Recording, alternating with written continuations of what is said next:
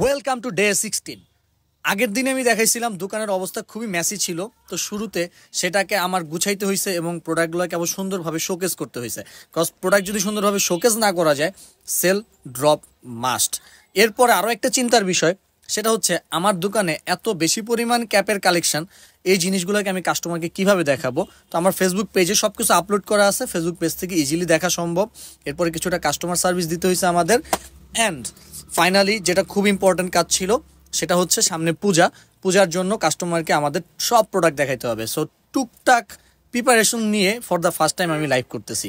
এর আগে কোনো দিন লাইভ করার আগে আমি প্রিপারেশন নেই, নিজের চেহারাও আয়নায় দেখিনি। এই প্রথম আয়নায় দেখে নিজেকে ঠিকঠাক লাগতেছে কিনা আমি লাইভে আসছি।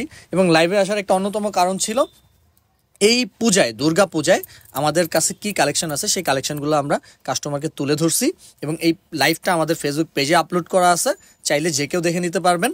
এই লাইভে আমরা আমাদের দোকানের সব কালেকশন, ড্রপ শোল্ডার, তারপর আপনাদের full shirt, old money shirt, solid T shirt, check shirt এবং পলো টি শার্ট, এগুলার আপডেট দিয়ে দিছি। অ্যান্ড সেগুলা কত রেঞ্জের কোনটা সেটাও আমরা জানিয়ে দিছি।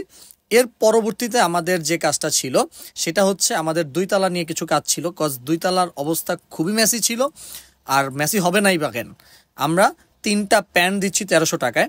এই 3টা প্যান্ট 1300 টাকায় নিতে গেলে কাস্টমার দেখা যায় যে প্যান্ট নামায় প্রায় 50টা 100টা।